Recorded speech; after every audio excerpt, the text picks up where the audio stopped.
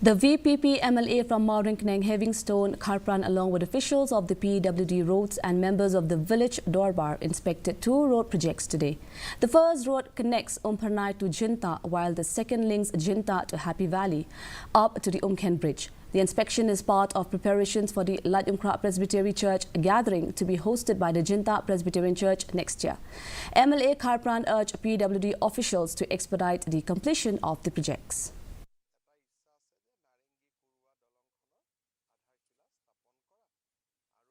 Ang gusto niya wan ni kaban pwede ka site ni ba naglang chini na do ko miswa na ikado itu tu besar ben charge ni ka Rudy injuri engineer jong Rudy na post ke port ka bijing tho pala te ke port ban snano ini ka checking ke ban snow kita part ni